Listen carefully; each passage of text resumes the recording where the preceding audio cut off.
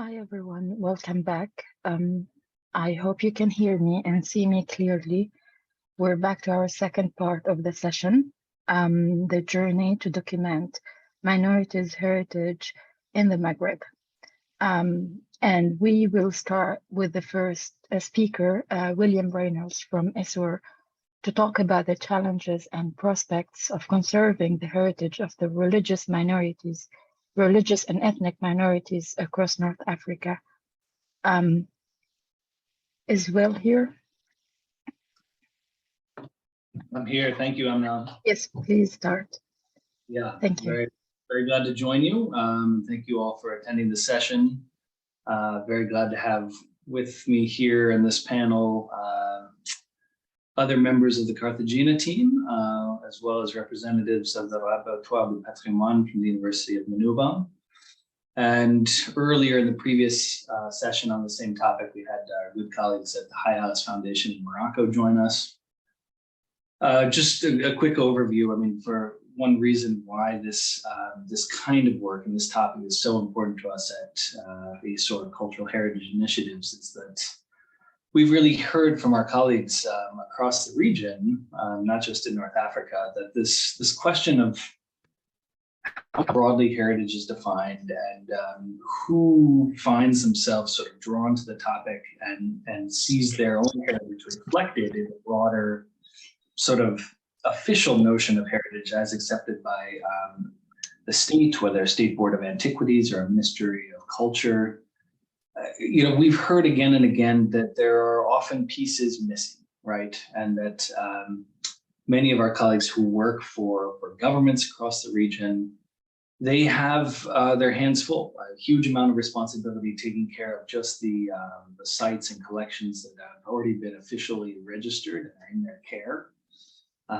Of course, broadly speaking, so many of those sites and collections relate to let's say, a more distant past, classical antiquity, Mesopotamian antiquity.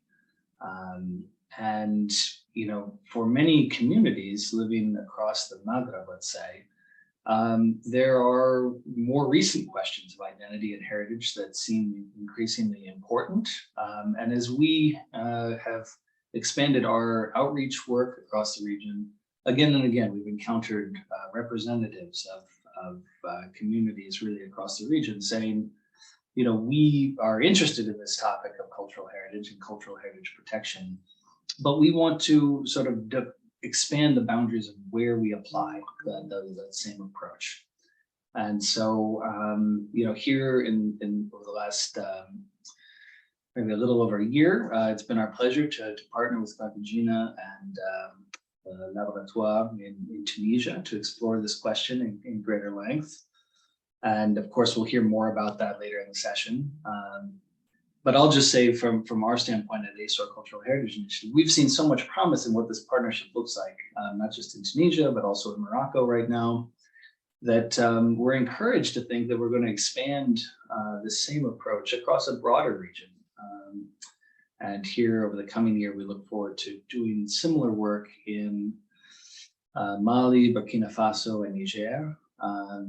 And we're really heartened that we see so much momentum that we could continue to imagine expanding the horizons of this work. And thank you all for joining this session.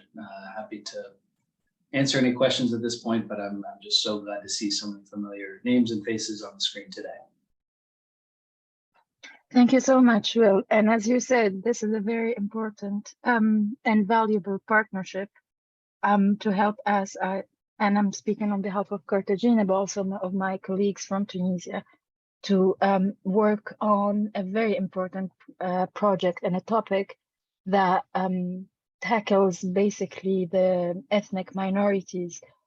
We've seen that work in other countries across the region, but it's very important for us in Tunisia, a land of diversity, a land of many, many civilizations and religions.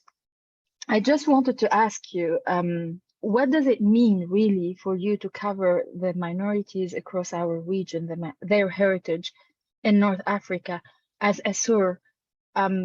what makes you or made you actually think and see that, oh, actually there is a potential to expand the work that you started from Libya to Tunisia to Morocco and soon to the sub-Saharan African countries or the Sahel countries? Well, I have to say, I have to give much, if not all, of the credit to our colleagues in Libya. You rightly point out, Evna, that so much of our work on these questions of outreach and community engagement for cultural heritage protection really began, in a more ambitious way there. When about 6 years ago or so, we started to engage more directly with civil society partners, particularly in the Scouts movement. We're really valuable partners in that work in Libya. And those of you who had a chance to attend some of the sessions earlier today related to the protection of Libya and cultural heritage, you heard from many of my Libyan colleagues describing a lot of that work, including the valuable work of the National Museum, Suitcase Museum team.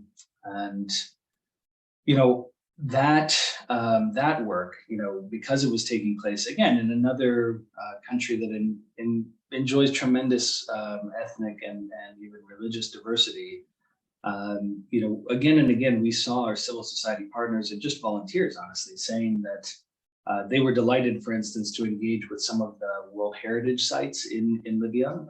There are 5 of them. Almost all of them are related to sites of classical antiquity. And again, those sites are seen as important. And lots of people have rolled up their sleeves together to help protect those sites. But they were eager to use that same enthusiasm and take it to some other locations. For instance, some of the fortified granaries of the Mfusa Mountains of the Amazigh community. We had really good engagement among members of the Tuarega minority that had been truly faced a lot of, let's say, brutality, honestly, in recent years, and in their challenging conditions, this work on cultural engagement and outreach seemed to have meaning, seemed to be starting from a point of strength and a point of sort of mutual interaction. And so, I'd say that really our work in Libya really helped inform us as an organization, helped us, be so bold. And were it not for the ongoing contributions and enthusiasm of our Libyan colleagues, I'm afraid we probably would never have managed to get to expand our partnership in Tunisia, but we're so glad that we have. I'm happier that you had expanded. Absolutely. As I mentioned, it's a very valuable partnership for us. And I speak here on behalf of all of the partners in Tunisia, because that helps really touch a very important topic and something that does not get chance to be discussed or to be worked on. And if there is no other questions to Will, I think I will move on to the next speaker. The next speaker is a dear friend of mine, a co-founder of the same organization that I come from, Zeynep Takouti. She's the Secretary General of Cartagena. She's also leading the work or co-leading the work and this partnership in Tunisia. Zeynep will talk about the role of local communities to preserve minorities, heritage, and worship sites. Up to you, Zeynep. Thank you, Emna. Hi, everyone. I'm so glad to be here today, and thank you again to ASOR to give me and to give us the chance to be here today. And thank you for all our friend who is here. Today, I will talk about the role of local community to preserve minority heritage and worship sites. I will be briefly about my paper. I'm Zeynep Takouti, co-founder and Secretary General in Cartagena. Also, I'm co-founder and CEO of Digital Citizenship. I'm Secretary General in Réseau des Femmes Leaders du Maghreb. I'm consultant in heritage and culture, and I'm so happy again to be here. About Cartagena. Cartagena, it's a Tunisian organization. We founded in 2013. The idea is to Cartagena, it's to how to promote, how to preserve, how to valorate our heritage and to make our history how would it to make our history in internet, because in Tunisia before we can't find anything, any information about different place in Tunis or about our history or heritage. So how we do that? So we create different activities, and also we do different projects. About the activities, we start with small activity. It's to do walk activity, competition of photography, when we use the Instagram and etc. tools to make photo in internet, in Instagram or in Facebook, or also in Wiki Commons. What we do is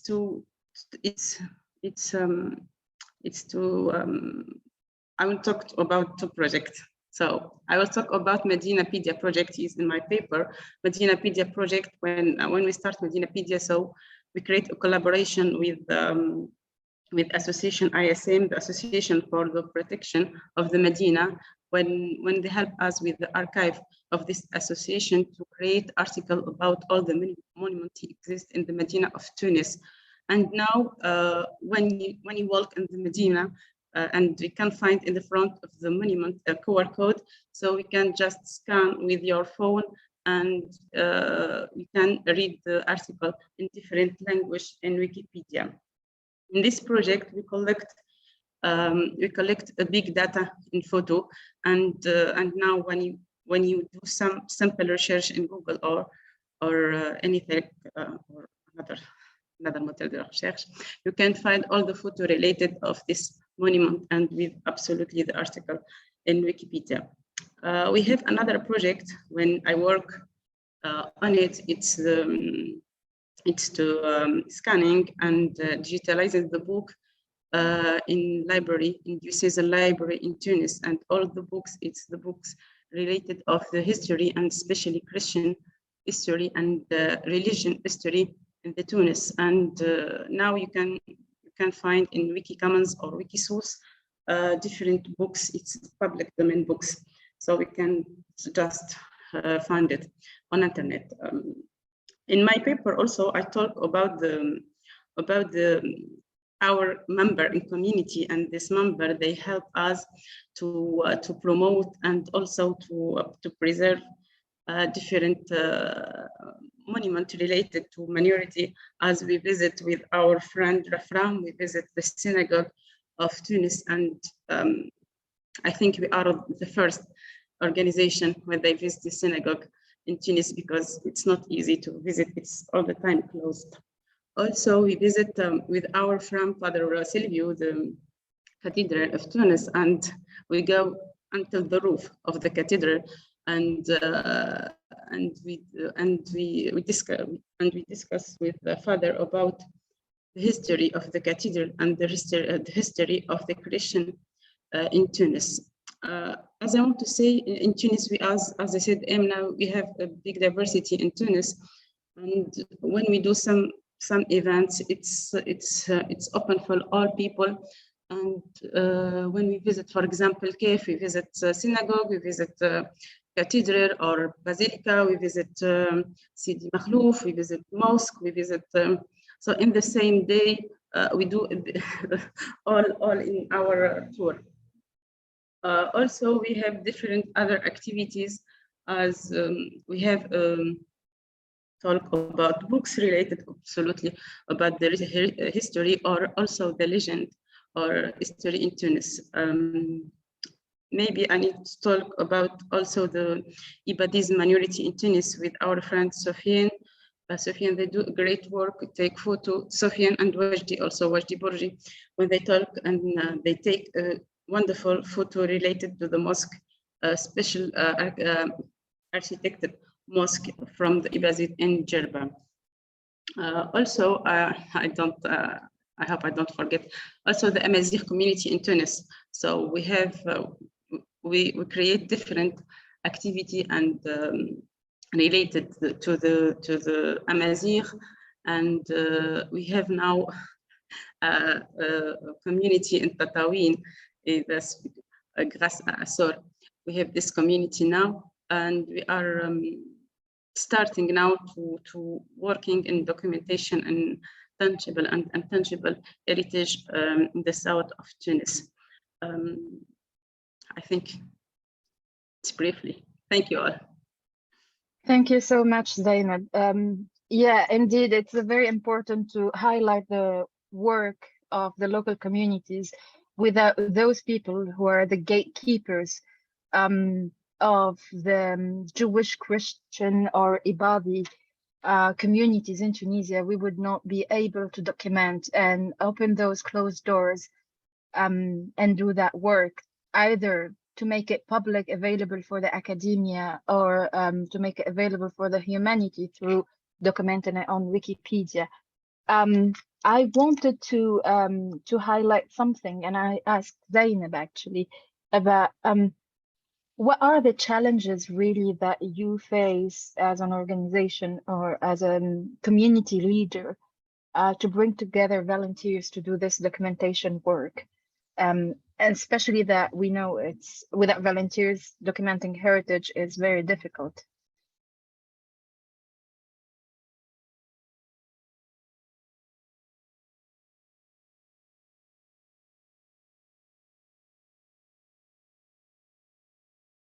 Zainab, can you hear me? Yeah, sorry, I'm muted. Yeah. So, yeah, I think the time, it's not easy to regroup many people in the same time and in the same place and with different region in Tunis.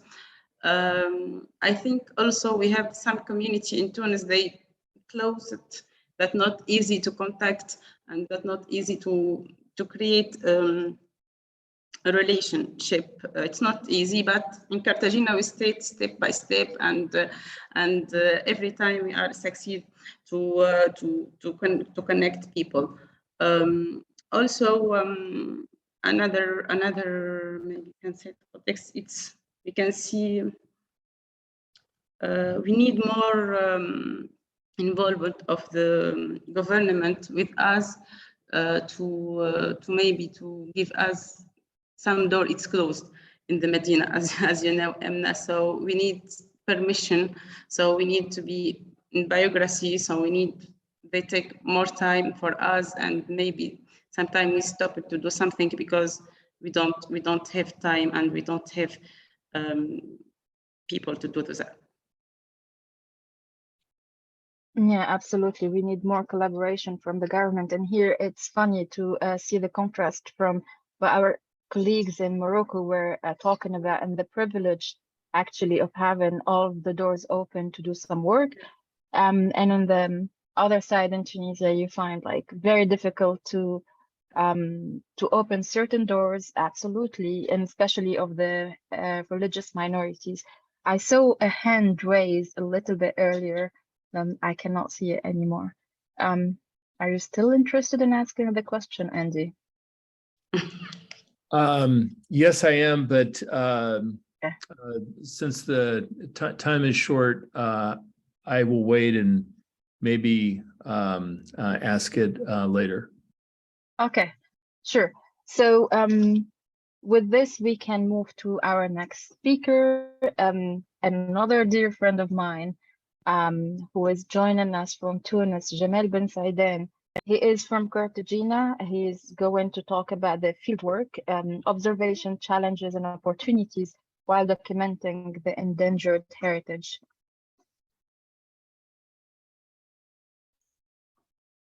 Hi, everyone. I'm so glad to see many familiar faces here, especially Will, since it has been a lot of time we met. So, like Zainab, I'm a member of Cartagena. I'm also a member of one of the minority in Tunisia, the Amazigh. I'm one of member of that community, which is on the minorities, especially on the linguistics side, we are a minority who still speak the language. But before that, I speak how we do this documentation in Cartagena. Everything started when we met with ASOR people last year, and we started at the beginning the training process for our volunteer and our members.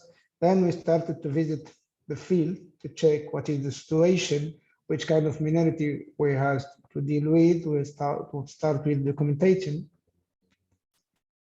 and we have already an experience with that before in Cartagena, since like Zainab recited, we was one of the first to visit, to make a tour to the Cathedral of Tunis, to the Jewish synagogue and the cemetery in downtown. And you know how it's hard to deal with such community. This is one of the challenges we face when we started documenting. It's like this kind, there is a lot of communities that are closed on themselves. So at the beginning, sometimes it's too hard to convince them to accept, to open the doors so you can documentate, you can take pictures.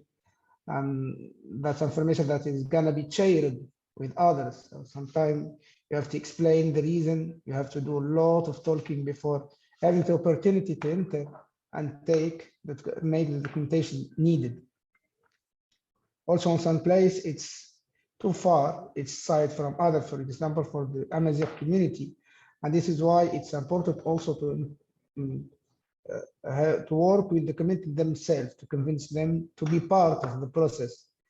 And we are succeeding. That's a good point that recently was the opportunities that Zainab leaded with the guys from ASOR, a training shape for the Amazigh, especially community, and the Badi in Tatooine. That's a good point. Also, I think there is a work which is still doing with the Jewish. We are still also convincing, working with the Christian different community in Tunisia to convince them to be part of this project, to take the training and to start helping us to document their own heritage.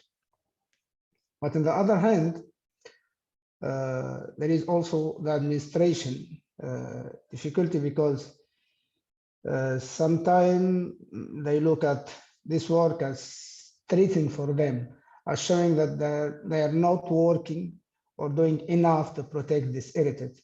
So you have to deal carefully with that. You have to be diplomatic in some side, in some work, in some time for when they commentated this such heritage, also especially for the Jewish, because there are always risk in the security point of view. So it's Jewish generally in Tunisia, many of the Jewish places are always guarded by police. So you have always to go through the police control, why you are doing this, who you are, etc. The opportunity that we raised and we find that when documenting, when started documenting, it's like this is gonna help us raise awareness about the minority heritage. And by raising awareness, we can involve more communities, especially more Tunisian, in conserving this heritage. By raising this awareness, it's not gonna be anymore the community question, but it's gonna be the whole society problem. So everyone will be responsible for this heritage. Everyone will try to help in some way. So this will make it more easy to preserve such heritage. Also, by doing the documentation and showing the result of this work, it can help us convince more the administration and the government to take more steps and take more action in preserving and helping also community to preserve that heritage, especially such it's a lot of this heritage is at a high risk of being lost forever.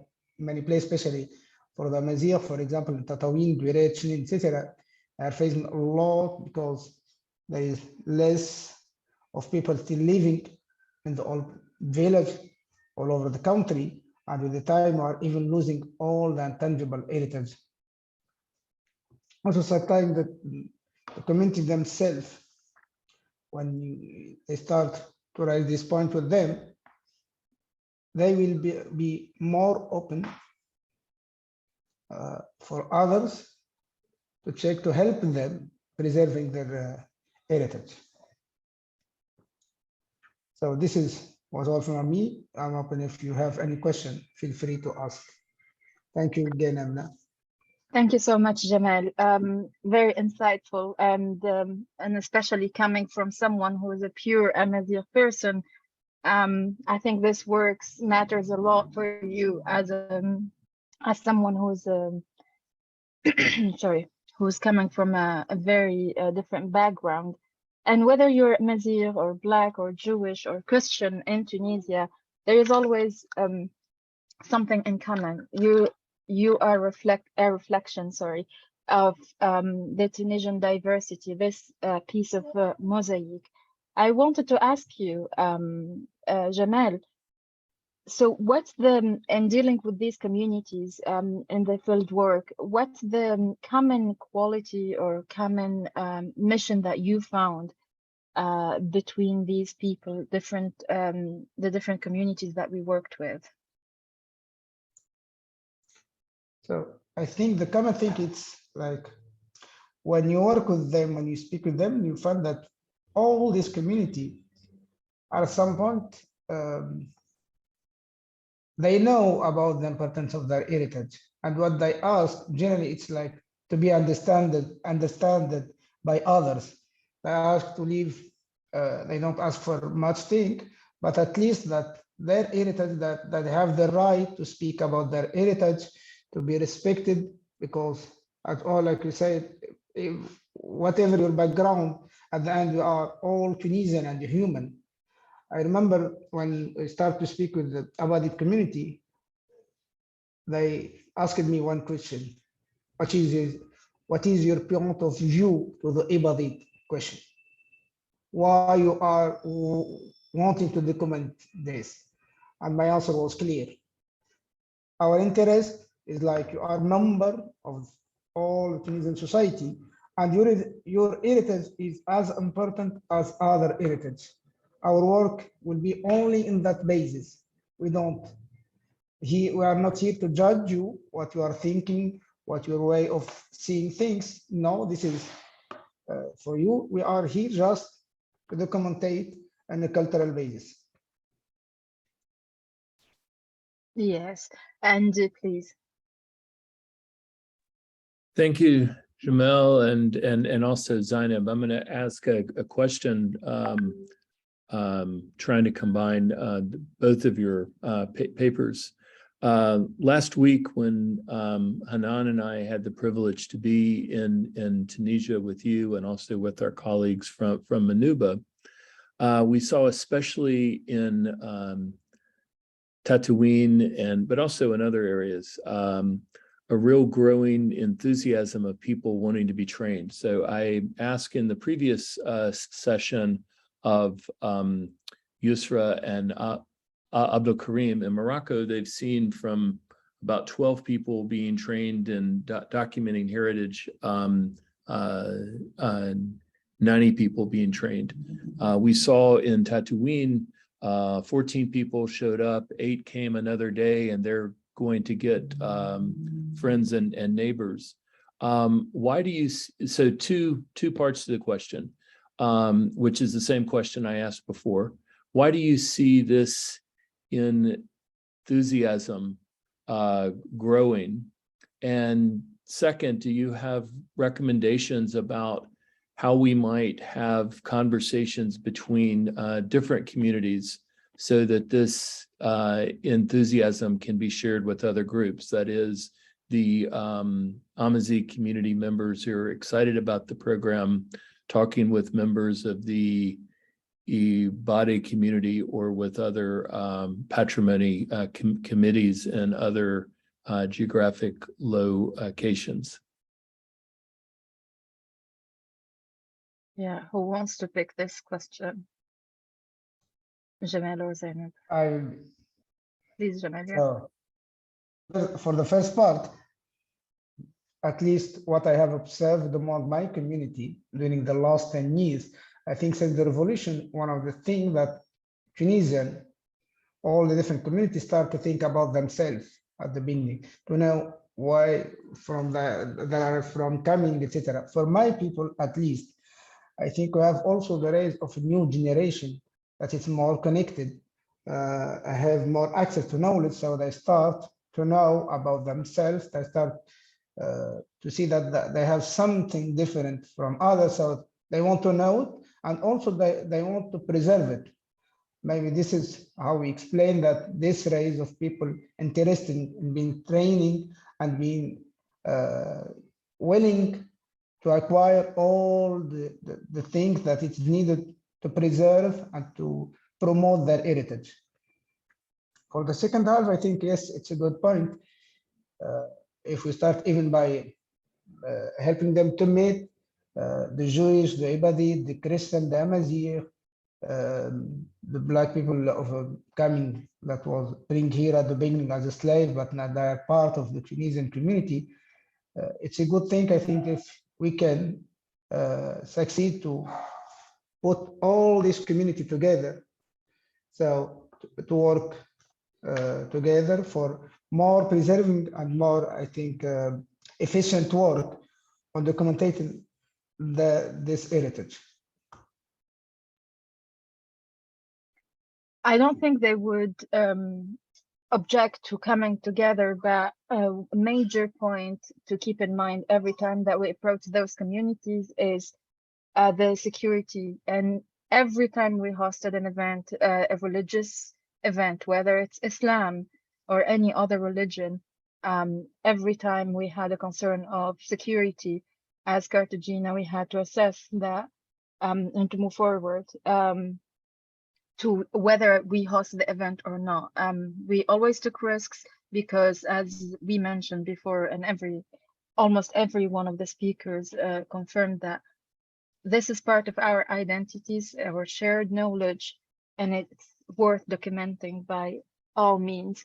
And from this, I think I'll move forward to invite our next speaker to talk about a very dear topic to me, and I think every Tunisian would know what Faten Bouchrara would talk about. Faten comes from the Laboratoire du Patrimoine of the Manouba University, and she will talk about how to protect the shattered memory of the Tunisian Jewish singer Habiba Msika.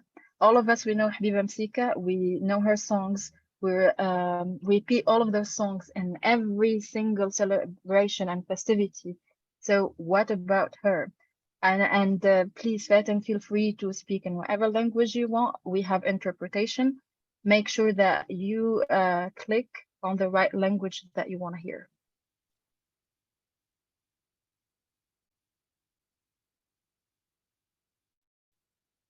شكرا. أرحب بالجميع. أنا اسمي إذن فاتن بوشرارة، باحثة بكلية الآداب والفنون والإنسانيات بمنوبة، تخصص تراث، وعضوة بمخبر التراث بنفس الكلية. سعيدة جدا بتواجدي معكم اليوم. مخبر التراث يجمع العديد من الطلبة المسجلين بمرحلة الماجستير والدكتوراه، والذين يشتغلون حول كل أنواع الأقليات التي عاشت أو ما زالت تعيش بتونس. إذن ورقتي تخص كيفية المحافظة ليست على الذكرى وإنما على الذاكرة. هنالك فرق كبير بين الذكرى والذاكرة. إذن كيفية المحافظة على الذاكرة المشتتة لأيقونة الغناء والطرب والمسرح الفنانة التونسية من عائلة يهودية حبيبة مسيكا.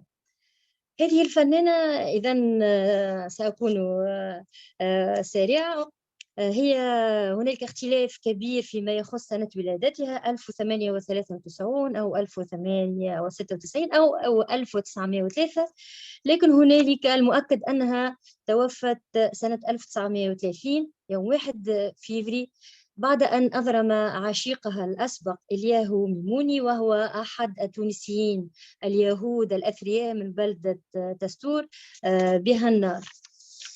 إذن نحن اليوم من سنة 1930 إلى 2022 بعد 92 سنة ما زلنا نتحدث ونذكر ونتذكر، وكما قالت صديقتي آمنة منذ قليل نستمع إلى أغاني هذه الفنانة ونتغنى بألحانها وبكلماتها. فماذا بماذا تنفرد هذه الفنانة عن بقية الفنانات التونسيات اليهود التي عاصرتها والتي أتت بعدها، ويجعل منها حية، ذاك يجعل من ذاكرتها حية إلى يومنا هذا. هذا يدخل في إطار بحثي، سواء في مذكرة الماجستير التي ناقشتها يوم 29 سبتمبر، وكذلك في رسالة الدكتوراه التي سأقوم الآن أنا بصدد القيام بها. لقد قمت أولا بتجميع هذه الذاكرة التي أسميتها بالمشتتة لأنها وجدت في العديد من المواقع. في غد يعني مباشرة بعد وفاتها تم ذكر أو تذكر هذه المرأة في الكتب، في الجرائد، في المراجع، في الصور. بعد 30 سنة تحولت هذا النوع من تذكر أو استحضار الذاكرة إلى الأفلام الطويلة، الأفلام السينمائية والوثائقية، إلى المسرحيات. وفي الأيام الأخيرة، في السنوات الأخيرة، ليست الأيام الأخيرة، أصبحنا نجدها حاضرة جدا في المعارض، معارض خاصة بالفنانة حبيبة مسيكة، ليست على الغناء اليهودي بصفة عامة، بل معارض تخصها هي بالذات. مواقع التواصل الاجتماعي كلها تتحدث عنها. الاحتفال بذكرى وفاتها، هنالك احتفال بذكرى وفاتها تم يعني برمجته من قبل بلدة دستور التي يقال أنها بلدها الأصلي. إذن هنالك منظمات أو هيئات دولية وطنية أصبحت هي تقوم باستحضار هذه الذاكرة. نجد صورتها على غلاف مجلة يعود إلى وزارة الثقافة التونسية. إذن هو عملي جمع هذه الذاكرة المشتتة. إذن هي مشتتة لأنها موجودة في العديد من المصادر والمواقع، ليست المواقع الأثرية بل المواقع يعني documents أين موجودة هذه الذاكرة. لكن بالإضافة لذلك هي مشتتة في العالم، يعني في العديد من الدول، موجودة في تونس، موجودة في أين ذهب اليهود التونسيون بعد يعني أحداث الستينات. إذن أصبحت هنالك تذكر لها في فرنسا. أيضا هي حاضرة جدا في يهود الموجودين بإسرائيل، في الحفلات الزفاف، في الحفلات العائلية. إذن هي يعني امرأة واحدة، لكنها قامت أو نجحت بعد وفاتها لمدة 92 سنة من جعل التونسيين يجتمعون على شيء واحد، مسلمين، يهود، وغيرهم من المكونات للشخصية الهوية التونسية. إذن أصبح هنالك يعني اتفاق من قبل هؤلاء المكونين كما قلت للهوية التونسية على شخص، على ذاكرة جامعة لهم كلهم. إذن هي شخص لكنها جمعت مجموعة كبيرة جدا. أنا عملي يتمثل في أني أقوم بإذن محاولة المحافظة، وذلك في صلب هذا العمل مع ASOR، وهو من جملة الأهداف المحافظة على هذا التراث الثقافي، كيفية استمراريته بين الأجيال، كيفية الحفاظ عليه وتواصله. لدي العديد من بعض الأفكار فيما يخص هذه طريقة الصون والمحافظة، بالإضافة إلى جمع المراجع والمصادر والمواقع التي ذكرت لدي بعض فكرة الإحداث معرض خاص بهذه الفنانة التونسية، وضع بعض الأشياء التي تخصها. أنا وجدت لها عود شرقي مكتوب عليه اسمها، يعود لحبيبة مسيكة، هو معروض بمتحف الآلات الموسيقية بقصر النجمة الزهراء بتونس بسيدي بوسعيد. هنالك البيانو الذي يعود إليها إذا يقال أنه موجود بفرنسا أو بإسرائيل. دوك هنالك إذن بعض الأشياء التي ممكن أن نقوم بوضعها في معرض يجمع الصور لها، المسرحيات التي شاركت فيها، الأغاني التي غنتها. إذن فكرة أن نقوم بمعرض لهذه الفنانة هو نوع من المحافظة، الجمع، الصيانة، الاستمرارية، إعادة الإنتاج لهذا التراث الثقافي الذي يعود للتونسيين كلهم، ليس للتونسيين اليهود فقط. وشكرا. Thank you so much, Fatin. As we mentioned, Habiba Msika was an important woman who changed a lot. She was a daring woman, and she changed the cultural scene, the musical scene. We crossed her mention or her name several times in Cartagena. We saw and visited her tomb in our visit to the cemetery Burjel, as well as when we walked closely with Rashidiyya, and she was one of the musicians and singers that her archive, part of it, let's say, is still in Rashidiyya. And I wanted to ask you actually, in your work to gather all of this information and go after the artifacts that are all over the world that belong to her, did you find any like resistance from local communities in Testour, for example, to talk about her, or whether they were resisting or open to talk and embrace that she was from there, she was from Testour, or she is a Tunisian celebrity diva, like you said?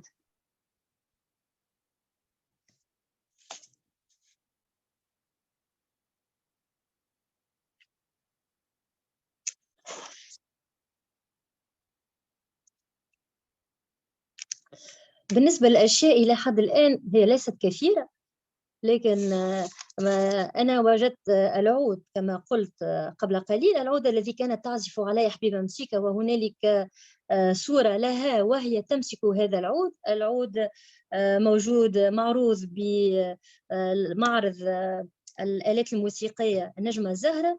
هو أتى إلى المتحف سنة 1992. قبل ذلك لا ندري من أين، يعني من وقت امتلاك حبيبة مسيكة له إلى ذلك اليوم لا ندري يعني أين كان أو من قبل من أتى. دونك هو لم يأتي إلى المتحف مباشرة، بل كان في معهد الموسيقى، ومعهد الموسيقى هو الذي أهداه إلى المتحف، وقبل معهد الموسيقى لا ندري أين كان. بعض الأشياء الأخرى اسطوانات، صور. أنا بصدد البحث عن أشياء تخصها. هي يعني توفت محروقة، منزلها بقلب تونس، إذن الأكيد أنه لها يعني أشياء أخرى، ملابس، أشياء يومية. أنا سأقوم ذلك مهمتي ببحث عن أناس يمتلكون ممكن لبعض الأشياء التي كانت تستعملها عائلتها. أنا بصدد البحث عن عائلتها حبيبة مسيكة، عن الأقارب، عن يعني حتى أقارب ليس بالضرورة أقارب مباشرة، بل الأقارب الآخرين. إذن أنا بصدد البحث على هذه الأشياء. هذا ما يهمني لكي يكون يعني فعلا هذا المتحف الصغير لهذه الأيقونة يكون ثري بهذه الأشياء. إلى حد الآن ليست كثيرة، لكن أنا بصدد القيام ببحث وبربط علاقات مع أناس ممكن أن يوصلوني إلى أشياء يمكن أنها كانت تتعلق أو استعملتها حبيبة مسيكة يوم من الأيام. Thank you so much, Fatin. It's very important and good luck because that's important for our collective memory in Tunisia. I see a hand raised by our next speaker, so let's add up to you.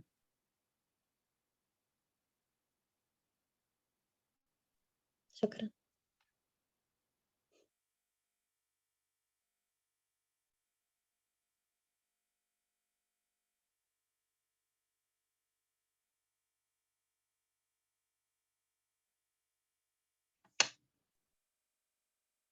Yes, let's add. Can you hear us? شكرا. هي فقط ملاحظة. نعم أسمعكم. هي فقط ملاحظة أريد أن أسوقها لزميلتي صديقتي فاتن بشرارة حول عملية تجميع الآلات الموسيقية وعرضها في قصر النجمة الزهراء. هناك مقارنة بسيطة مع آلات الجمبري التي تم تجميعها للأقليات السود، الآلات الموسيقية للأقليات السود، آلة الجمبري، والتي تم تجميعها في آخر السنوات 80 وأول السنوات 90 في إطار برنامج من وزارة الثقافة. ولعل تجميع العود حبيبة مسيكة كان في إطار هذا المشروع، أي يمكن الاستفادة من هذا المشروع الذي قامت به وزارة الثقافة. أعتقد أن المسؤول كان وقت آنذاك هو أحد السينمائيين المعروفين، وقد حاول تجميع الآلات الموسيقية وخاصة الأقلية موسيقى الآلات الموسيقية للأقليات اليهودية والأقليات السود الذين كانوا يأتون بهم في إطار طريق العبيد من تومبوكتو، مثل آلة الجمبري التي تعود إلى عائلة عمل حبيب الجلولي الذي يوجد آلته وآلة أجداده 3 آلات يقع عرضها اليوم في قصر النجمة الزهراء. إذن يمكن الاستفادة من هذا المشروع للبحث حول عملية الاعتناء والتحصل على عود حبيبة مسيكة. وشكرا لك. Thank you so much, Lasad. This is very important to know, actually. And that's, as we mentioned throughout this session, that our heritage in Tunisia and across North Africa is not only what's apparent. We're talking about the Black heritage, Black people's heritage. We're talking about Jewish heritage, Ibadi, different communities. And so definitely this is important to know. And to orient people to. Fatin, do you want to add something?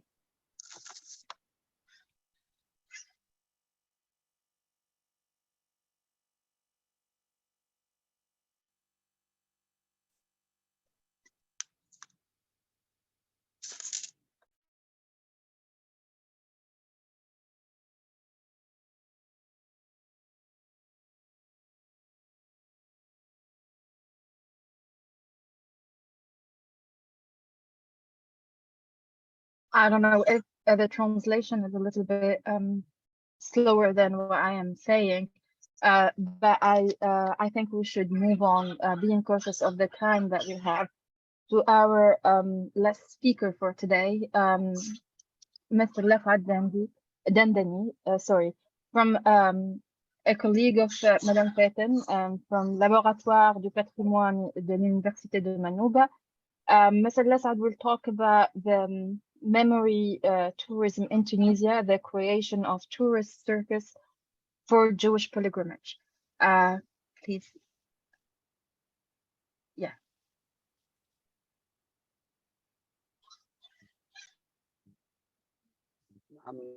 شكرا سيدة الرئيسة، شكرا لجميع الزملاء. أنا فخور جدا أن أكون معكم اليوم لمناقشة بعض المشاريع التي تعتني بالتراث. أولا أقدم نفسي، أنا أستاذ تاريخ معاصر مؤرخ مختص في البحث في تاريخ السياحة في البلاد التونسية، وانطلاقا من هذا المبحث تفطنت أو انتبهت إلى أهمية هذا التراث اليهودي الذي يوجد في البلاد التونسية في جميع مناطق البلاد التونسية. وفي الحقيقة تناول هذا المشروع أو تقديم اليوم مشروع حول بعث مسلك سياحي للذاكرة اليهودية تبنى على الحج للمعالم الدينية للطائفة أو الأقلية اليهودية في البلاد التونسية. هو مبحث أو هو موضوع نتاج لتراكم لتجارب متعددة قمنا بها في إطار مخبر التراث الجهات والموارد التراثية في البلاد التونسية، الذي يحتفل اليوم بأكثر من 23 سنة من التجربة ومن الخبرة ومن مراكمة التجارب في الجامعة التونسية. ومن خلال انتمائي لهذا المخبر منذ 20 سنة أو أكثر من 20 سنة تناولنا واشتغلنا على عديد المسائل. واليوم السياحة الثقافية كشكل من أشكال تثمين هذا التراث وشكل من أشكال الاعتناء وإعادة كتابة هذا التاريخ المنسي المهمش أو المشتت، وإعادة بناء لهذه الذاكرة التي تشكو من عدة ثغرات نتيجة إهمال ونسيان لعقود طويلة. حاولت إذن من خلال هذا المشروع أن أجذر عملية الحج اليوم، الحج إلى المواقع المقدسة، إلى المعالم المقدسة التي يقوم بها الطائفة اليهودية للدياسبورا المقيمين بالخارج أو الموجودون بالبلاد التونسية. وبالتالي بعث مسلك سياحي يقوم على ربط هذا التراث وإحياء هذه المناطق التراثية وتثمينها والاعتناء بها وإبراز البعد التراثي والتاريخي لها. هذا المشروع هو مشروع في إطار البناء، ولكن اخترت له 4 محطات رئيسية، لكنه مشروع مفتوح على إضافات يمكن إثراؤه في مناسبات قادمة بتوسيع وبتعميق البحث في هذا التراث اليهودي، في الذاكرة اليهودية التي نجدها في جميع المناطق التونسية، في العديد من المناطق التونسية، باعتبار هذا التواجد الذي يعود إلى مئات آلاف السنين في بلادنا. إذن وكما كانت لنا تجربة مع جمعية أسور التي أشكرها لهذا المجهود والمبذول في هذا المجال، ينطلق هذا الطريق السياحي الذي نقدمه لتثمين التراث اليهودي من مدينة نابل التي استعادت ذاكرتها المفقودة حديثا في صائفة 2022، والتي تم بإعادة وبدفع من مخبر التراث بكلية منوبة ومن طلبتنا الذين يشتغلون على عدة مواضيع، ومن كذلك من جمعية منوبة للمعالم والثقافة وجمعية أسور في إطار هذه التوأمة، بإعادة إحياء هذه التظاهرة الثقافية الدينية السياحية التي تقوم على إعادة الحج وبناء هذا الطريق الذي ينطلق بالحج لمعالم مدينة نابل، ثم مدينة تستور التي تقع في شمال الغربي للبلاد التونسية، والتي نجد بها مقام لكنيس للرب فرش شوات الذي قدم من إسبانيا بعد عمليات التهجير القسري الذي طالت المسلمين واليهود معا. وبالتالي هذا الطريق السياحي حاولت أن أجعل منه أولا ينطلق من البعد التاريخي لهذه التظاهرة أو لهذا النشاط، أي أنني باعتبار أنني باحث في مجال السياحة حاولت أن أجد الجذور التاريخية للسياحة الدينية، لسياحة الذاكرة اليهودية، وحاولت أن أؤصل تأصيل هذه الذاكرة التي اليوم نجدها مشتتة في مناطق عديدة من العالم باعتبار هجرة اليهود بعد استقلال البلاد التونسية ومنذ سنوات 1960.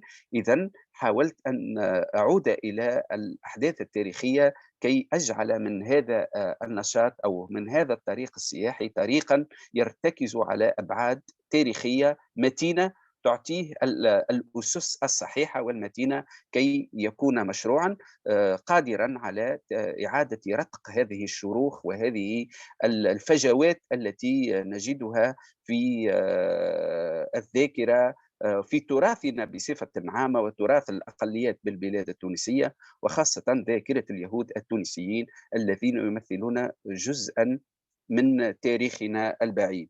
إذن المرحلة الثالثة هي الحج اليهودي إلى مدينة الحامة، إلى مدينة جابس في الجنوب التونسي، واخترت مدينتين في الشمال ومدينتين في الجنوب، ثم سيقع إثراء هذا المسلك بمحطات أخرى وبمدن أخرى تعرف تراثا يهوديا ثريا، كان ثريا، وعلينا اليوم البحث فيه والغوص وإعادة بنائه وإعادة ترتيبه حتى يصبح تراثا قادرا على أولا على منح اليهود الذين غادروا البلاد التونسية أو منح التونسيين بصفة عامة نظرة أكثر شمولية وأكثر اكتمال لتراثهم، حتى لا تكون معالجتنا لتراثنا معالجة أحادية مبنية على تراث يستحق أن نعتني به، وتراث مهمش لا يمكن لا يستحق الاعتناء ولا يستحق التأريث والتثمين. إذن بعد مدينة جابس والحج لكنيسة الربي المعرابي سيد المعرابي تكون المحطة الأخيرة، وهي المحطة الأكثر شهرة والأكثر بروزا في هذا الحج، باعتبار الحج للغريبة في جربة هي أكثرهم معرفة، ونحن أردناها أن تكون هي خاتمة هذا المسلك حتى نبين كيف يصبح هذه السياحة الثقافية اليوم شكلا من أشكال بناء هذه الذاكرة إعادة إدماج هذه الذاكرة في بلادنا. لن أطيل، أشكركم على تفاعلكم، وأتمنى أن أكون قد بينت خصوصيات هذه المسألة، وشكرا لكم. Thank you so much, Mr. Lesad. This is very important to know that it's not only what we know today. People, they travel to Jerba for the Jewish pilgrimage, and that's it. Actually, it has different routes in different cities across Tunisia. And that represents also, or drives us back to the existence of a bigger Jewish community across the country that sadly, after the War of 6 Days, they had to leave the country and they felt unsafe in Tunisia. But thankfully, a big part remained in Tunisia, and they are still active either within their own community or active in hosting their diaspora. My question to you, Mr. Lesad, is about this religious tourism, as you mentioned. Is it dedicated? Was it always the case? Like historically, for beyond the War of 6 Days, was it always like this in Tunisia? Jewish people from all over the world would go to Jerba. And we know before they used to go to La Ghariba in El Kaf as well, in their synagogue in El Kaf, or is it something recent?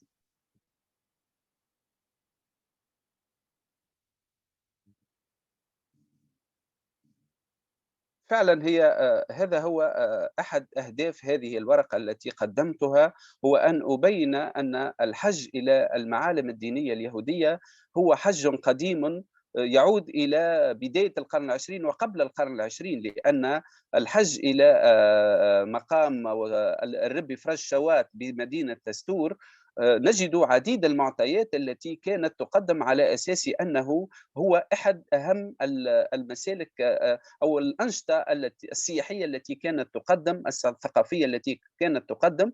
ودعني أخبرك بما يمكن أن يقدمه لنا أرشيف البلاد التونسية، حيث أن سنة 1920 على سبيل المثال، عندما طلب من جميع المقيمين العامين في البلاد التونسية أن يقدموا تقريرا مفصلا حول أهم المميزات التي يمكن أن تدفع السياحة، نجد أن المقيم العام لمدينة باجة والمقيم العام لمدينة جابس قدموا تقريرا ضافيا وشافيا وثريا حول المعالم الدينية اليهودية وكيف يمكن كيف أنها تقوم بإيواء وبقبول زائرين كل سنة لهذا الحج، وبالتالي يمكن القول أن هذا الحج اليهودي هو حج قديم، هو حج يعود إلى فترات قديمة وليس هو وليد فترة أو دولة الاستقلال وبعد حرب الستة أيام.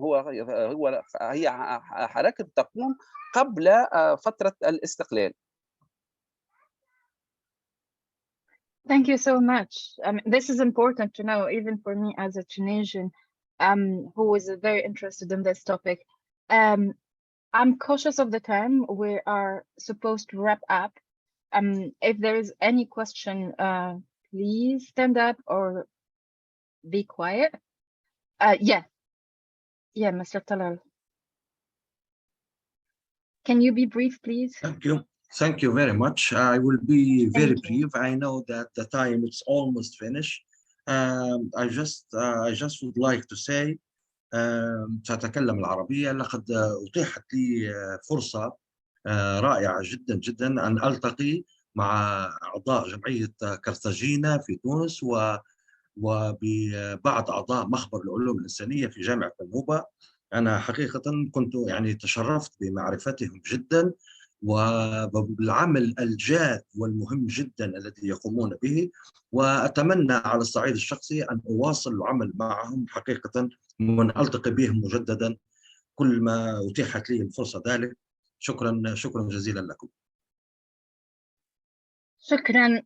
Thank you, everyone. Thanks to ASOR. Thanks to the attendees, every and each single one of you. Today's session was heavy. We had lots of presentations. We talked about the work that is happening on the ground across the Maghreb region to save the heritage, for the heritage of what used to be local people that turned into minorities in certain cases, but also religious minorities, indigenous people. The strength and uniqueness aspect of our project that gathers us today is the homogeneity actually of everyone, all of the partners, every single one of you, and what you're doing, whether it's similar in Tunisia, in Libya, or Morocco, or complementary. We're all regrouped today by this project for a bigger and more durable impact. I just wanted to highlight that this work will be serving the humanity, will be serving our future generations. It will be serving academia as well. I think we should wrap up. Oh yeah, sorry, Abdul Muttalib. Please, yeah, you have a question.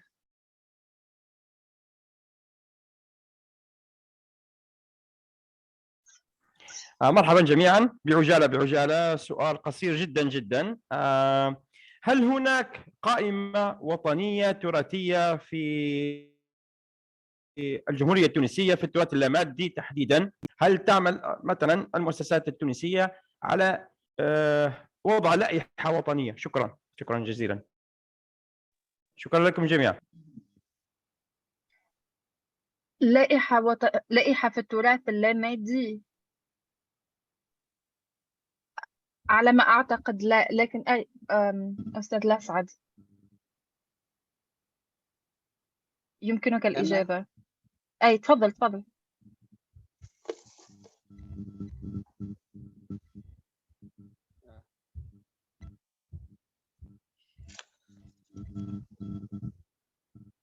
سمحتي لي أمنة، يمكن أن أجيب؟ نعم يمكن الإجابة. Sorry, I'm switching from Arabic to English. Yes, you can.